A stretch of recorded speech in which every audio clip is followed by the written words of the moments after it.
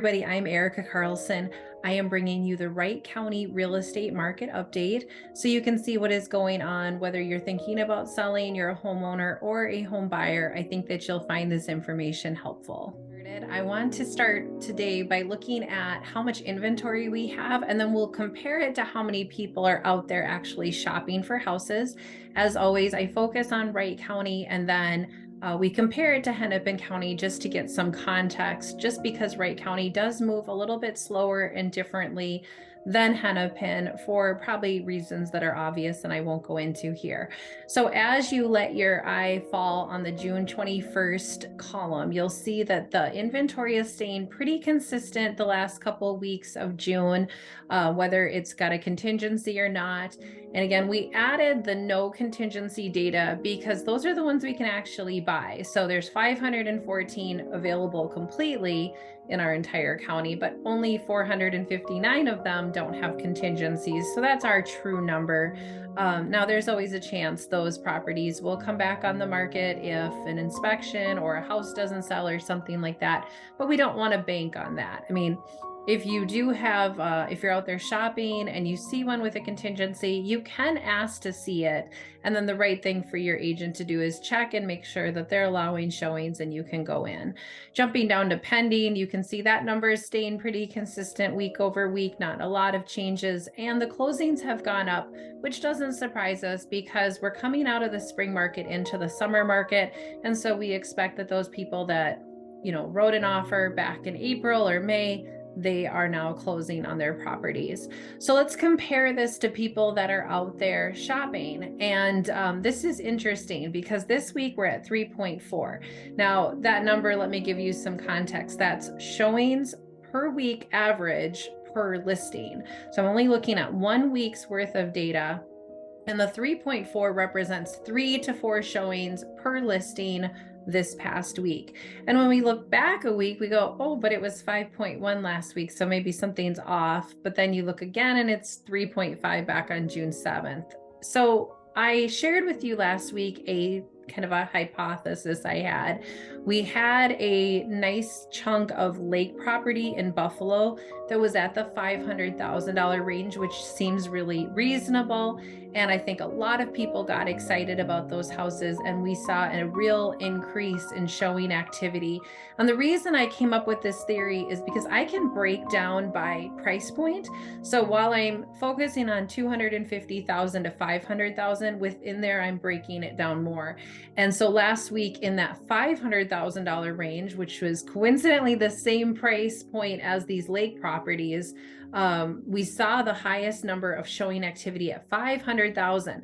Now, if we just stop and think about that for a second, that doesn't really go with like a normal showing activity, right? Typically, the more expensive a house is, there's less people out there that can afford and look at those properties. So typically it's around that 300,000 price point that's the most popular, but last week it was 500,000. So I just, not that it really matters, but there was something different about last week. It did throw the numbers. This week it came back to where we would expect it, which is every week. We imagine it'll get a little bit slower in terms of buyer activity. I mean, not like it's going to be stagnant, not that there isn't out there people shopping. It's just, again, if we compare it to the spring market, which we're out of at this point, we're past Memorial Day. We are truly in the summer market. We are going to expect a continuing slowing.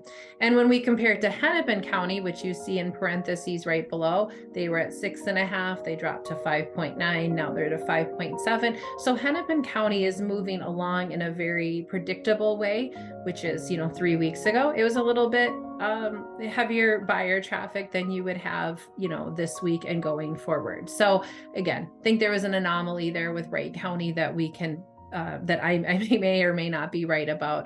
It's just kind of an interesting thing to think about. We'll see how the rest of the summer goes, of course.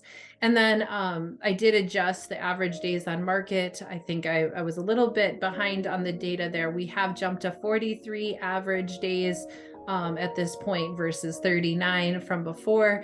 Not much of a change, not much that you would feel if you were trying to sell a house. It's going to take approximately a month, maybe a little bit longer to sell your house. And before I jump off of this screen, really want to share something that we know is happening, which is multiple offers are still a thing.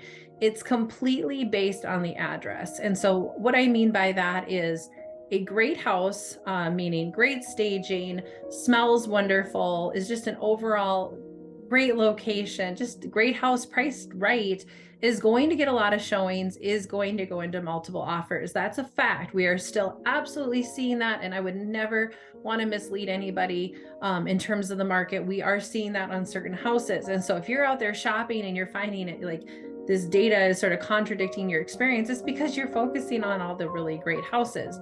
So no surprise there to me whatsoever. And of course, our houses that are priced a little too high, maybe have some conditional issues, maybe, in terms of location, they're maybe a little less desirable. So what do I mean by that? Train track in the backyard, busy road, something like that. The price needs to be adjusted for that, so people will find those houses to be more desirable. So absolutely, multiple offers are a thing. There are definitely lots of people I work with that find this market to be extremely frustrating, because every time they write an offer, there's 10 other offers, or there's 5 other offers. When there's even one other offer, you only have a 50-50 chance, and it's going down from there. Moving on, absorption rate. We talk about this every week. It's a fancy way of saying if no other houses were listed, how long would it take before we ran out of inventory? We're sitting at 2.3 months. We would be out of inventory. Not that that is ever really going to play out in that particular scenario. It's a way for us to get an idea of how fast things are moving, how many shoppers are out there really shopping. And you can see, compared to the last 2 years, definitely not moving quite as quickly, but we're most definitely in a seller's market. And that's why I'm saying, nothing to be sad about as a seller. It's still a great time to try to find a buyer if you're thinking about selling. And as we move to July 4th, this continues that timeline, obviously shutting down quite a bit, but that would be my goal for you if you had a house to sell and you wanted top dollar, is to try to do what you can to get it on the market before July 4th. And then maybe wait until after that holiday, because holidays do affect things. Weather does affect things. And I know when I started in real estate, I thought, oh, well, selling in the summer would be fantastic. However, Minnesotans like to go out of town on the weekend. They are not thinking about real estate as much as they do in the spring. That is just historically accurate, except when we went through the pandemic, then things kind of shifted upside down in all sorts of parts of our life, not just real estate, of course. All right, before I let you go, I wanted to offer you a home buyer's guide that I made particularly for this summer. So if you have questions about how the summer market is moving, this is different from spring. All the articles in there are very defined towards the current market. This information doesn't apply. It's not like it's I have a different guide for that. This is just summer information. In fact, I have a seller's version too, but if you click on my link, it will just bring you to the buyer's link. So if you want the seller's guide, you will need to reach out to me directly.